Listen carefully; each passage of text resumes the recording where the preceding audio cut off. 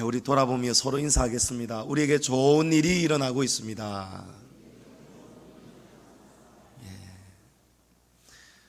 오늘은 성령 강림 주일입니다. 우리 예수님께서 십자가에 죽으시고 장사된 지 사흘 만에 부활하셨습니다. 그리고 그 주님이 이 땅에 40일간을 더 계시고 제자들과 500여 형제들에게 일시에 다 나타나 보여주셨습니다. 예수님은 승천하시기 전에 제자들에게 약속하신 성령을 기다리라 말씀하셨습니다. 예수님은 내가 아버지의 집으로 올라가고 나면 너희에게 몇 날이 지나지 않아서 약속한 것을 보낼 것이다. 그 성령을 말합니다. 사도행전 1장 4절에 사도와 함께 모이사 그들에게 분부하여 이르시되 예루살렘을 떠나지 말고, 여러분 이게 중요합니다. 떠나면 안 됩니다. 우리가 예수님이 약속하신 그 성령을 받으려면 주님 안에 거해야 되는 겁니다. 떠나면 안 되는 거예요. 예루살렘을 떠나지 말고 내게서 들은 바 아버지께서 약속하신 것을 기다리라. 요한은 물로 세례를 베풀었으나 너희는 몇 날이 못되어 성령을 세례를 받으리라. 아멘. 예수님께서 이 말씀을 하시고 난 다음에 부활 승천하셨습니다. 예수님께서 말씀하신 그대로 정말 몇 날이 지나지 않은 날, 예수님이 승천하시고 10일이 지난 그날은 오순절 날이었습니다. 이 오순절 날은 우리 주님이 부활하신 날로부터 50일째 되는 날이 오순절이 되는 거예요. 주님은 이 날에 약속하신 성령을 정말 약속대로 각 사람에게 부어주셨다라고 말씀합니다. 여러분 4절을 보십시오. 오늘 본문, 그들이 다 성령의 충만함을 받고 라고 말씀합니다.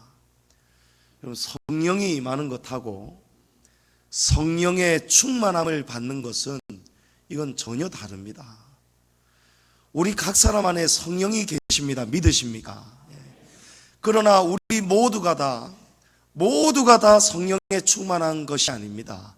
성령 충만한 사람이고 성령이 충만하지 못한 사람이 있습니다. 성령이 임하여도 여러분 충만하게 임하셔야 되는 거예요. 충만하다는 것은 가득한 그 상태를 말씀합니다. 여러분 그릇에 물이 가득 차버리면 그러면 더 이상 다른 것을 부을 수가 없습니다. 그렇죠? 우리 안에 성령님이 충만하시면 더 이상 다른 것이 우리 안에 들어오지가 않습니다. 원수마귀가 우리의 생각을 집어넣을 수가 없습니다. 우리 안에 성령의 임재가, 성령의 인도함이 가득하기 때문에 그렇습니다. 지난 주일 하나님의 영으로 살지 않으면 반드시 죽게 된다 말씀을 드렸습니다. 우리가 성도라도 여러분 육신의 생각을 따라가면 안 됩니다. 성도인데도 육신의 생각을 따라갈 때가 있습니다. 여러분 왜 그럴까요? 그 사람은 지금 성령 충만한 상태가 아니기 때문에 그렇습니다. 불순종을 하고 우리가 육신의 소욕, 원수마귀는 사람을 넘어뜨리지 아니하면 잠을 못 잔다고 했습니다. 빈틈을 노리는 거예요. 틈을 타고 들어온다고 했습니다. 그 틈을 내어주는 순간 원수마귀가 우리 안에 육신의 생각을 집어넣어 버리는 거예요. 여러분 육신을 따라가면 망합니다. 육신으로 살면 반드시 죽는다고 말씀하셨습니다. 사무엘상 16장 14절에 여호와의 영이 사울에게서 떠나셨다 말합니다. 여러분 구약에서 성령은 특별한 사람에게 임했습니다. 왕으로 기름 부음 받을 때 성령이 임했습니다.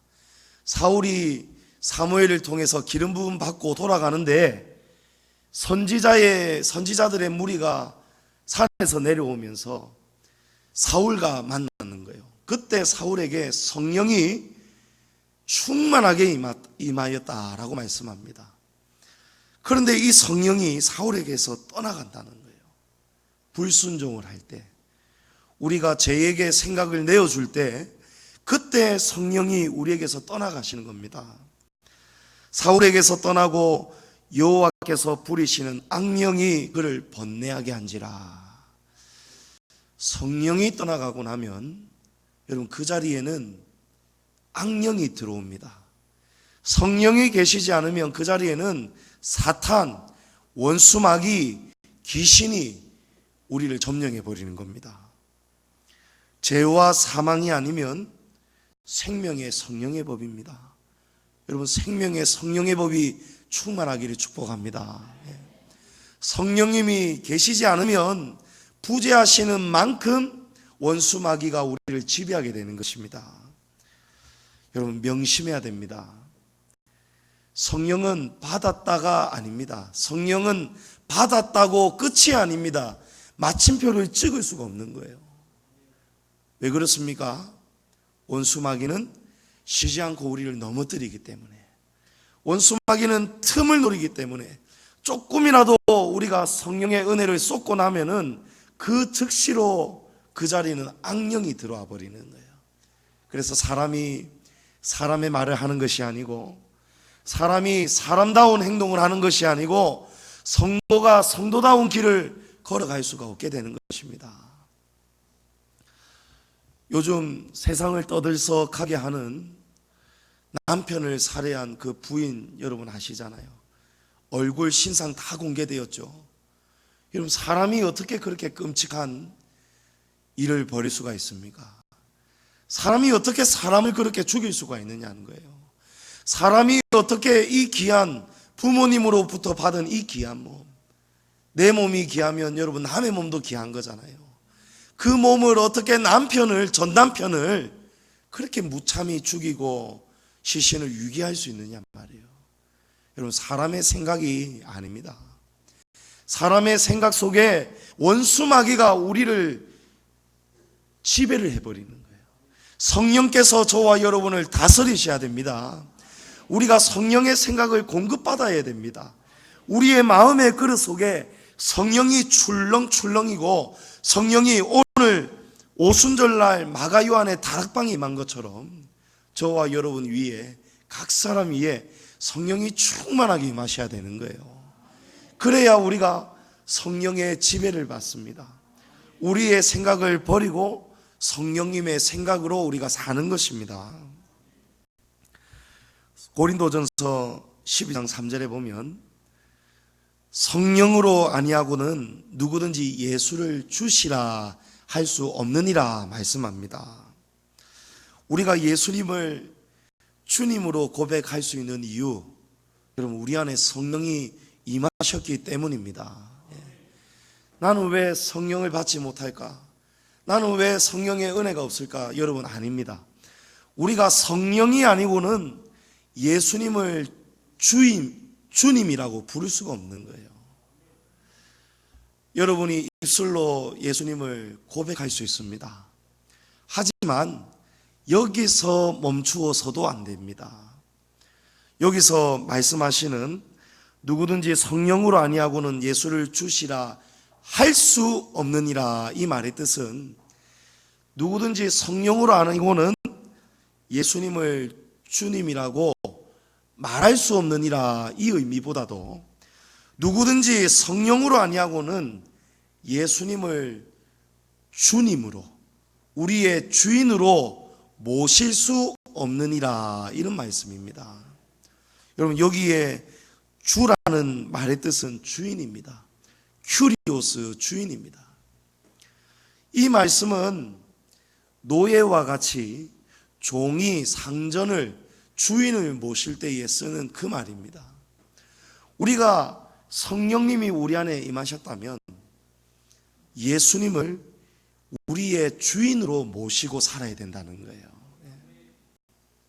여러분, 주인은 우리를 주장하는 본체이십니다. 우리의 생각이 우리의 삶을 다스리는 것이 아니고, 우리의 생각으로 주도권을 우리가 스스로 잡는 것이 아니고, 우리의 모든 말과 우리의 마음의 모든 묵상이 주님께 연락이 되도록, 우리 안에 있는 모든 생각이 나의 생각이 아니고 주님이 우리 안에 생각의 주인이 되시도록 우리가 그렇게 살아드려야 된다는 거예요. 우리의 운전대를 주님께 내어드려야 된다는 거예요. 우리가 예수님 믿는다 하면서도 우리가 스스로 생각하고 우리가 스스로 운전하고 내가 가고 싶은 곳을 가면 안 됩니다. 여러분, 그 삶은 성령의 사람의 삶이 아닙니다. 성령의 사람의 삶은 주님 오늘 어떻게 할까요? 주님 오늘 누구를 만날까요? 주님 제가 오늘 어디를 가야 되겠습니까? 주님께 묻는 것입니다. 항상 주님과 동행하는 거예요. 여러분, 에녹이 300년 동안 하나님과 동행하였다고 합니다. 이 동행은 성령님이 아니고는 동행이 이루어질 수가 없는 거예요. 에녹이 300년 동안 성령님 충만하여서 하나님과 동행하니까 하나님께서 에녹을 죽음을 보지 않도록 그냥 하늘로 들려 데려가셨다는 거예요. 여러분, 우리가 사는 것 아닙니다. 우리 안에 그리스도께서, 성령께서 사시도록 여러분의 모든 생각을, 주도권을 주님께 내어드리기를 바랍니다. 말과 혀로 신앙생활 하는 거 아니죠. 행함과 진실함으로 우리의 열매가 나타나야 됩니다. 여러분, 날마다 우리 자신은 죽어야 됩니다. 우리의 헛된 생각은 사라져야 됩니다. 우리가 예수님의 십자가를 바라볼 때 그 십자가를 우상으로 여기는 사람들이 있습니다. 우상은 다른 신입니다. 헛된 신이 우상입니다.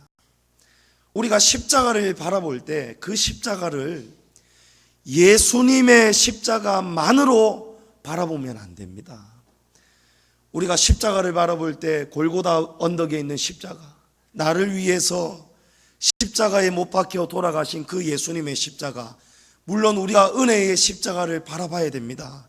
날마다 골고다로 나아가서 나 때문에 십자가에서 몸 버리고 피 흘리신 예수님을 바라봐야 됩니다. 그러나 그 십자가를 예수님만 죽으시는 십자가로만 바라보면 안 된다는 거예요. 성령이 우리 안에 임하시면 이제 그 십자가가 저와 여러분의 십자가로 변화되는 거예요. 그 십자가는, 예수님이 죽으신 십자가는 이제 저와 여러분도 죽어야 하는 십자가가 돼야 되는 것입니다. 누구든지 나를 따라오려거든. 누구든지 나를 따라오려거든.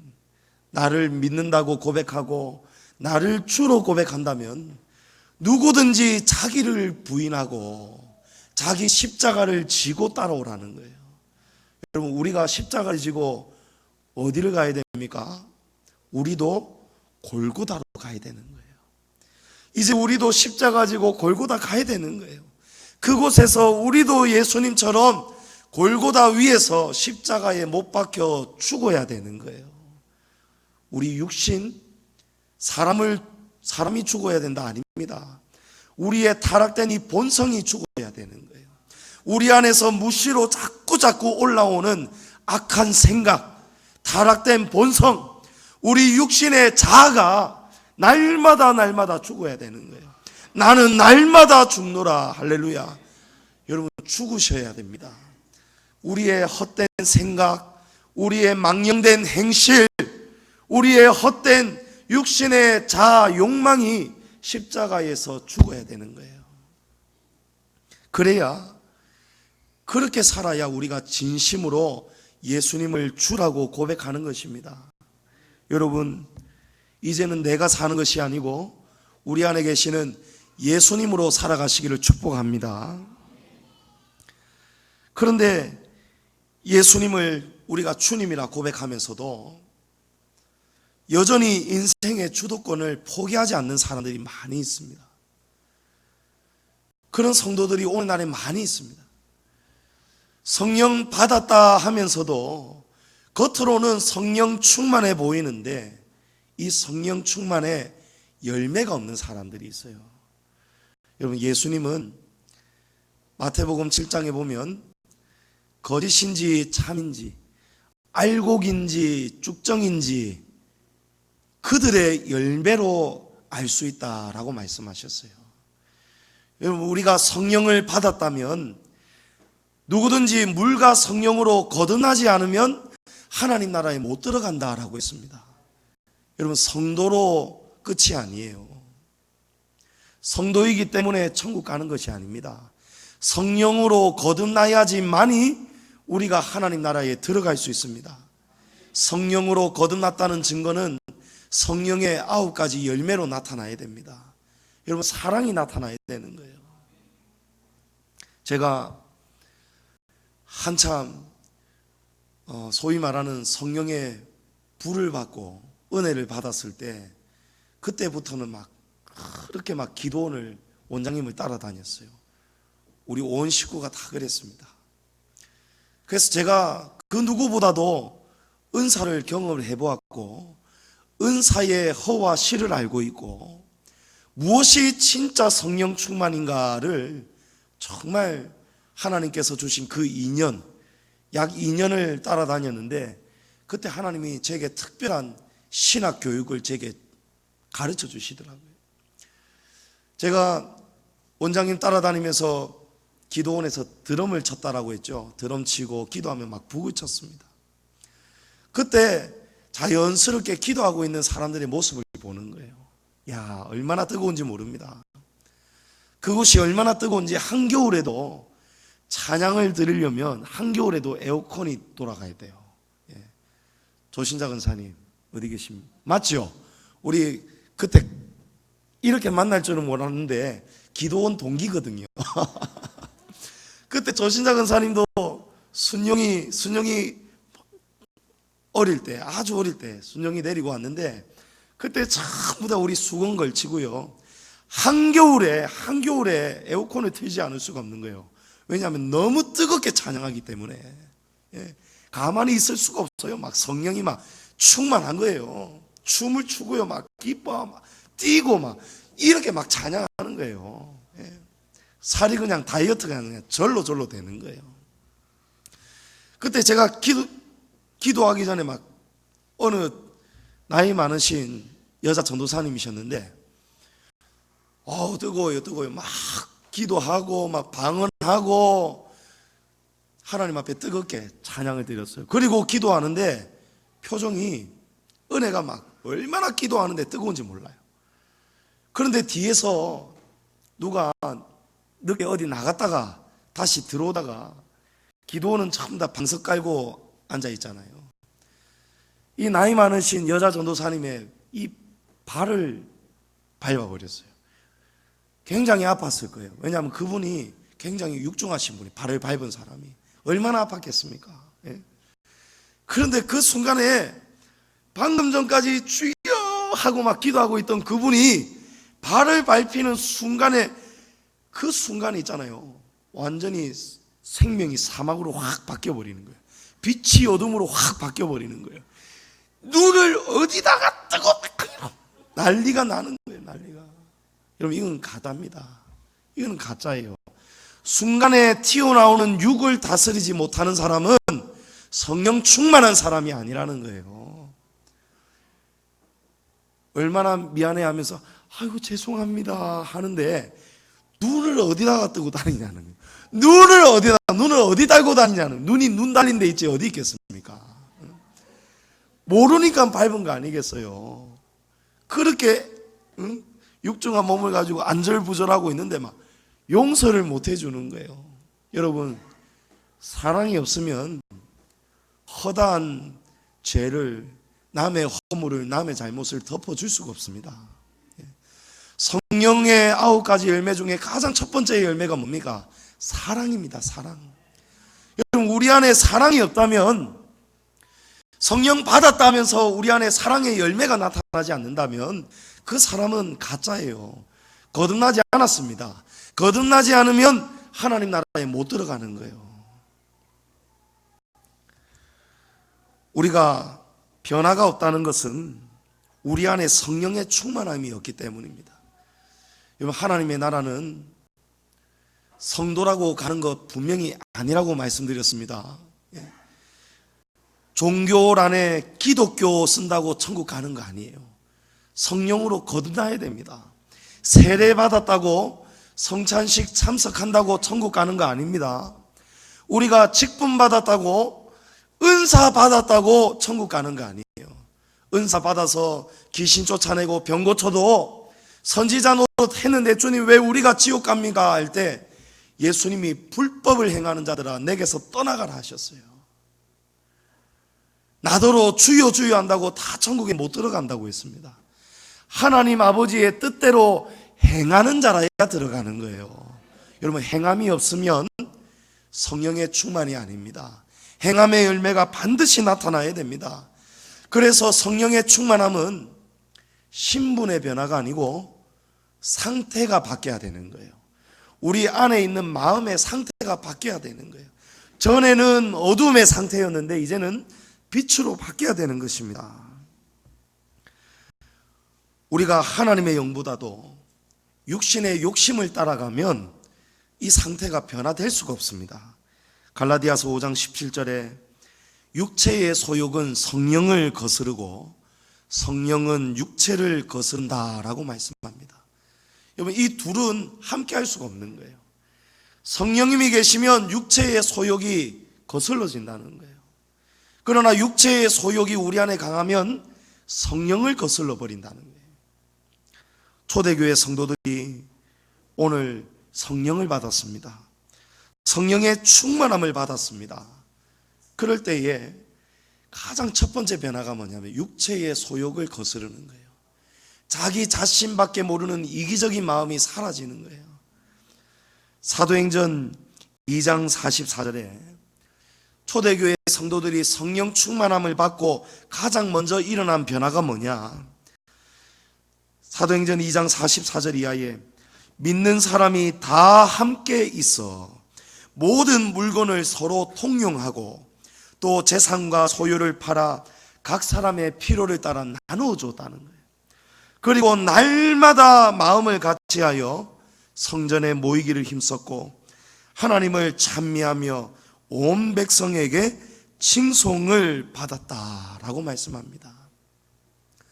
여러분, 성령이 임하면요 우리 안에 사랑이 가득하게 됩니다. 진짜 사랑은 받는 게 아니고 주는 거지 않습니까? 받는 사랑이 주는 사랑으로 바뀌는 거예요. 내게 있는 것으로, 내게 넘치는 것으로 창고를 짓고 쌓고 이렇게 사는 것이 아니고, 여러분 아무것도 못 가잖아요. 사람이 빈손으로 오고 빈손으로 가잖아요. 그런데 이 사람들이 전부 다 욕심을 가지고 살잖아요. 줄 줄을 모르잖아요. 기부할 줄 모르잖아요. 그런데 성령이 임하시니까요 자기의 소유를 내려놓게 되더라는 거예요. 자기 것을 더 이상 내 것이라고 주장하지 않게 된다는 것입니다. 여러분, 당연한 일이죠. 모든 것이 내 것이 어디 있습니까? 전부 다 하나님께로부터 온 거예요. 은도 내 것이고 금도 내 것이다라고 했어요. 사람에게 재물 얻을 능력을 하나님이 주셨다라고 말씀하셨어요. 여러분, 성령이 임하시면 욕심을 내려놓게 됩니다. 여러분, 성령이 임하시면 이웃이 바라봐지는 거예요. 하나님의 사랑이 이웃 사랑으로 흘러나가는 것입니다. 성령이 우리 안에 임하시면 우리의 삶이 아주 즐겁고 행복해집니다. 삶을 살아가는 것이 재밌어진다니까요. 성령이 임하시면 만사가 모든 것이 하나님의 은혜예요. 하나님의 은혜. 우리 막내딸이 전도하고 그 전도 감사해서 하나님 앞에 엄마 나 하나님 앞에 감사헌금 해야 되니까 내 용돈 5만 원 꺼내주세요 하는 거예요. 하나님 앞에 감사헌금 5만 원 드렸어요. 그리고 나와서 주일 교회 간다고 엘리베이터를 기다리는데 엘리베이터가 우리 집 22층에 딱 멈춰 있는 거예요. 여러분, 엘리베이터 고층 아파트 살면서 엘리베이터가 자기 집 앞에 있을 때 이거 보통 은혜 아닙니다. 예. 여러분, 엘리베이터가 1층에 있을 때 입구 문, 아파트 입구 그 문 열 때 있잖아요. 그때 얼마나 마음이 바빠집니까? 누군가가 위에서 엘리베이터 누를까봐, 저 엘리베이터가 떠나가실까봐 얼마나 마음이 조마조마합니까? 예. 근데 그 엘리베이터가 딱 22층에 있는 것을 보고 다른 아이들은 와, 엘리베이터 우리 집 앞에 있네 이러고 오예 하고 타는 거예요.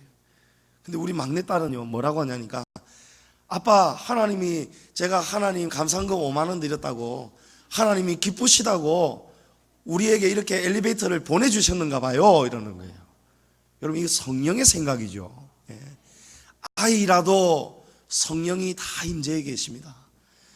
그런데 날마다 성전에 모여서 기도하고 찬양하고 말씀을 들으면 성령의 생각이 막 계속해서 공급이 되는 거예요. 삶이 재미있어진다니까요. 즐거워진다니까요. 하나님의 은혜가 곳곳에 보인다는 거예요. 제가 지난 금요일에 우리 하수갑 성도님 병원 또 신방을 갔거든요. 신방을 가는데 하나님께서 제 마음에 오늘 하수갑 성도님 병문안 갈 때 전복죽을 사들고 가고 싶다라는 생각이 드는 거예요. 하수갑 성도님 이제 식사하신다거든요. 그런데 죽을 사들고 가고 싶은 생각이 드는 거예요. 저는 전혀 모르고 갔는데 알고 봤더니 며칠 전에 열이 오르락 내리락 하는 거는 제가 수요일 날 전해 들었어요. 그런데 열이 오르고 내리고 하면서 이 장 기능이 제대로 안 됐는지 설사를 하신다는 거예요. 그래서 식사를 못하고 계셨던 거예요. 밥을 드실 수가 없고 죽밖에 못 드신다는 거예요. 그런데 하나님께서 제게 죽을 사가라 하시는 거예요. 병원에서 죽이 나와봤자 멀건 흰죽이잖아요. 흰죽. 그 흰죽은 물론 없지는 않지만 영양이 부족하잖아요. 그런데 하나님께서, 제가 하수가 성도 신방 갈 때 하나님은 이미 아시고 제 안에 계시는 성령님은 이미 아시고, 조목사야, 하수가 성도가 지금 설사하고 제대로 못 먹고 있으니 죽을 사다 가거라, 전복죽을 사가거라, 그 마음을 성령님이 주시는 거예요. 마침 들고 갔더니 죽을 드셔야 된다는 거예요. 여러분, 이 일을 누가 행하십니까? 성령님인 거예요. 성령님이 우리 안에 충만히 계시면요, 우리가 성령의 지배를 받게 되고 성령님의 생각을 우리가 하게 되는 거예요. 내 생각이 성령님 생각이 되고 성령님 생각이 나의 생각이 되는 거예요. 하나가 딱 되어버리는 거예요. 성령님이 우리에게 임하시면 사도행전 1장 8절에 너희가 권능을 받고 라고 했습니다. 여러분, 성령의 사람은 힘이 있습니다. 여기에 권능은 헬라어로 디나미스인데 그 뜻은 힘입니다. 영어로 파워입니다.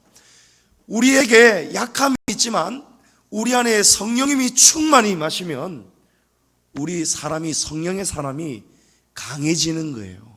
여러분, 사람이 독해지고 막 힘이 세지고 이런 강함이 아니고 우리 안에 성령의 힘이 주어진다는 거예요. 우리 안에 능력이 임한다는 것입니다. 제가 금요일 날 또 신방을 갔어요. 목요일 날 밤에 조영숙 권사님으로부터 전화를 받았습니다. 조영숙 권사님이 목사님, 제가 너무 많이 아픕니다 라는 거예요. 우리 조영숙 권사님이 제게는 외할머니 되시잖아요. 그런데 제가 주님의 종의 길을 걸어간 다음부터, 아니 할머니신데, 외할머니신데 저에게 그때부터는 그냥 저를 주의 종으로만 바라보시는 거예요. 목사님 하는 거예요. 손자가 그 전화를 받으면서 마음이 너무너무 아픈 거예요. 허리가 너무 지금 아프다는 거예요. 그래서 오늘 낮에 겨우 택시를 타고 할아버지 부축받아가지고 수영 로타리에 정형외과 잘 보는 큰 병원에 갔는데 사진 찍고 검사 다 해보았더니 그 의사 선생님이 방법이 없다는 거예요. 이제 허리가 구부러져서 이제 안 된다는 거예요. 수술도 안 되고, 나이가 있으셔서 수술도 안 되고 시술도 안 되고, 죄송하지만 아무 방법이 없다는 거예요. 의사가 줄 수 있는 거는 진통제 처방전밖에 없다는 거예요. 그래서 걷지도 못하시고 일어서지도 못하시고 고생하고 계시다는 거예요. 화장실도 겨우겨우 기어서 가신다는 거예요. 겨우겨우 기어가가지고 겨우 앉으셔가지고 얼마나 힘이 드신지 모른다는 거예요. 제가 막 그 전화를 받는 그 순간에 기도했습니다. 권사님, 제가 지금 기도하겠습니다 하고 기도를 했어요. 그리고 제가 내일 점심때 가겠습니다. 점심때 갈 테니까 힘내십시오 하고 이제 금요일날 점심때 신방을 간 거예요. 신방을 갔는데 누워 계시는데 일어나지를 못하시는, 아이고 하고 못 일어나시는, 아이고 할머니 그냥 누워 계세요. 어디가 아픕니까? 그러니까 엉덩이 바로 위에 뼈가 하나 튀어나와 있다는 거예요. 여기가 제일 아프다는 거예요. 만져보았더니 이 뼈가 추간판 탈출증 그런 걸 말하는지 모르겠어요. 뼈가 제자리에 없고 지금 이탈이 되어 있는 거예요. 그러니까 얼마나 아프시겠습니까? 신경이 누르고 얼마나 아프시겠습니까? 그래서 제가 바로 기도했어요. 여기입니까? 알겠습니다. 우리 믿음으로 기도합시다 하고 다 기도했어요. 하나님, 예수님의 이름으로 병자에게 손을 얹고 기도하면 낫는다고 말씀하셨습니다. 아멘. 믿음으로 기도합니다. 하나님 고쳐주십시오. 성령님 도와주십시오. 막 기도를 했어요. 기도를 하고 기도를 마쳤는데 우리 권사님이 목사님 여기가 막 후끈하고 너무 뜨겁습니다 하는 거예요. 저도 느껴졌거든요. 기도하는데 성령님이 손에서 역사하시더라고요. 그리고 권사님 본인도 영적으로 민감하니까 그거를 느껴버렸어요. 여러분, 성령이 임하면 뜨겁습니다. 오늘 말씀에도 3절에 마치 불의 혀처럼 갈라지는 것들이 불이 임했다는 거예요. 불이 각 사람 위에 임했다는 거예요. 불은 뜨거움입니다. 불은 또한 정결함입니다. 불은 태워버리는 거예요. 불은 질병을 태우고 원수마귀를 쫓아내고 우리의 더러운 마음을 깨끗게 하는 거예요. 우리의 질병도 고치는 거예요. 그리고 제가 기도해드리고 또 다른 데 두 군데 또 신방 갈 때가 있어서 나와버렸어요. 금요일에도 못 나오셨고 당연히 못 나오셨고 이번 주일도 못 나올 것 같다 하셨어요. 정말 그 상태를 봐서는, 왜냐하면 의사가 이제 방법이 없다 했어요. 이제는 완전히 굳어버렸다는 거예요. 그래서 이번 주일도 못 나올 것 같다 하시고, 그래도 우리는 기도하겠습니다 했어요. 우리 금요일날 기도했죠. 온 성도들이 다 같이 기도했습니다. 그런데 어제 토요일 오전에 권사님이 전화가 오셨는데 제가 못 받았어요. 제가 몸살이 좀 나버렸어요. 한 주간 사이에 몸살이 좀 와버렸어요. 그래서 점심 이후에 부재중 전화를 확인하고 또 걱정이 되어서 전화를 드렸더니, 아니 권사님 목소리가 확 달라져 있는 거예요. 목소리가 막 기쁨이 넘쳐요. 할렐루야. 그리고 권사님께서 목사님 전 나았습니다 하는 거예요. 할렐루야. 그리고 지금 나오셨잖아요. 우리 이럴 때는 하나님께 영광의 박수로 드려드려요. 여러분, 이거는 정말 하나님께서 역사하신 사실 그대로입니다. 하나님이 도와주시면 역사가 일어나는 거예요. 성령님이 임하는 곳에 권능이 임하는 것입니다. 제게 권능이 있는 것이 아니고 제 속에 있는 성령님이 계시니까 권능이 나타나는 것입니다. 여러분, 믿음으로 사셔야 되는 거예요. 여러분, 아무나에게나 이 믿음이 역사하는 게 아닙니다. 성령님은 누구에게 역사하시느냐? 성령님은 누구에게 찾아오시느냐? 사모하는 자에게 찾아오십니다. 오늘 본문의 사건은 제자들과 120명에게 성령이 임한 사건입니다. 초대교회 성도들이 예수님의 그 말씀을 믿었습니다. 약속하신 성령을 보내주신다는 것을, 그 약속을 믿고 기다렸습니다. 그리고 그냥 기다리지 않았어요. 사모하고 기다렸습니다. 사도행전 1장 14절에 마음을 같이하여 오로지 기도에 힘썼다라고 말씀합니다. 예수님의 제자들과 120명의 성도들이 성령의 충만함을 받은 이유는 오로지 그들이 기도에 힘을 썼다는 거예요. 그냥 기다린 것이 아니고 사모하며 기다렸고 기도에 힘을 썼다는 거예요. 약속을 붙들어야 되는 거예요. 여러분, 이 약속을 붙드는 힘이 있습니다. 약속을 붙드는 힘은 기도에서 나옵니다. 기도하지 않으면 우리가 예루살렘을 떠나게 되는 거예요. 약속된 성령을 받는 그 자리에서 우리가 떠나게 되는 거예요.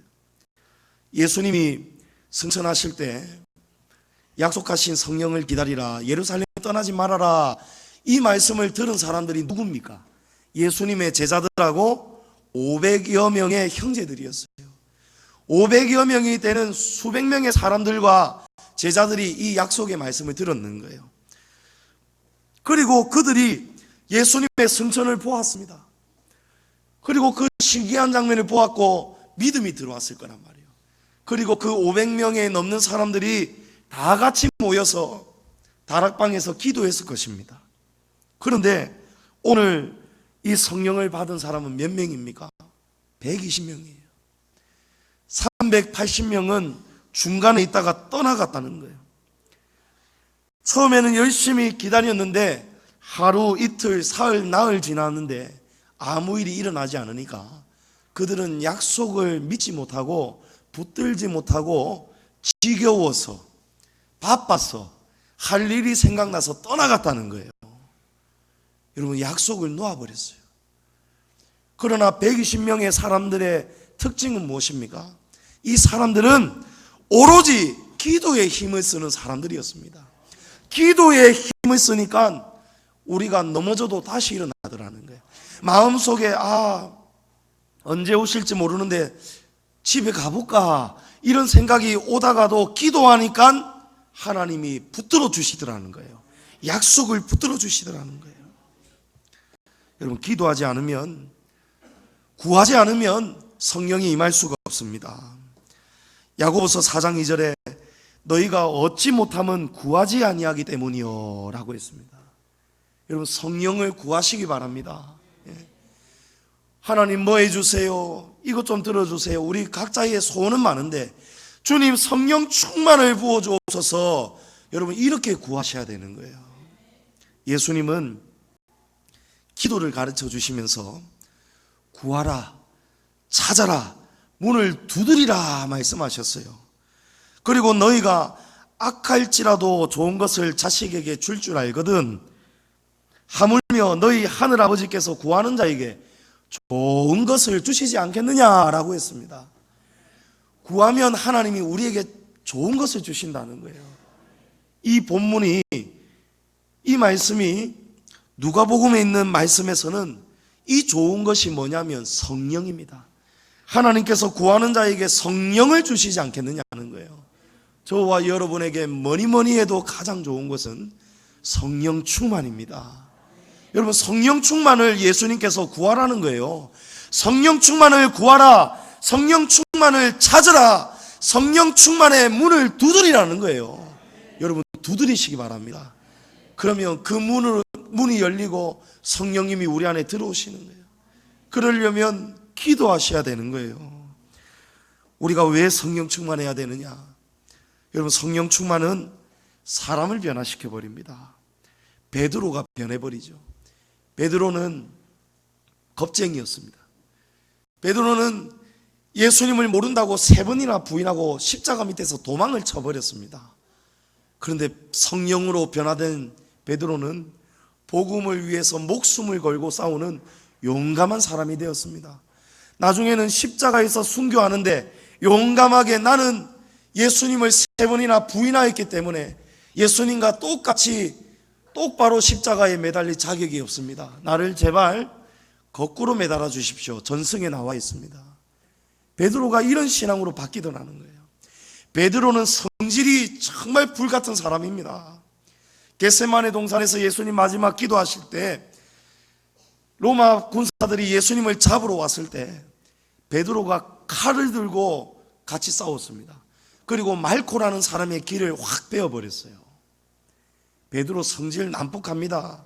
바다 사람들 억세지 않습니까? 어부 출신인데 얼마나 세겠습니까? 그런데 나중에 베드로가 이 성령을 충만히 받고는 베드로가 사랑의 사도로 바뀌는 거예요. 베드로전서 4장 8절에 베드로 사도가 이렇게 외칩니다. 무엇보다도 뜨겁게 서로 사랑하십시오라는 거예요. 그렇게 살아야, 뜨겁게 사랑해야 허다한 죄를 여러분 서로 덮을 수 있습니다 라는 거예요.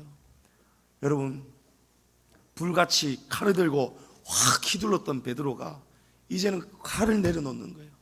칼을 내려놓고 사람이 부드러워지는 거예요. 성령 충만함은 사람을 변화시킵니다.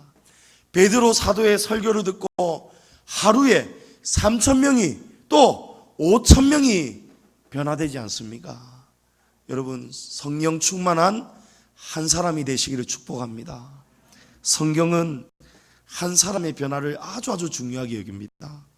로마서 5장 19절에 보면 한 사람이 순종하지 아니함으로 많은 사람이 죄인된 것 같이 한 사람이 순종하심으로 많은 사람이 의인이 되리라.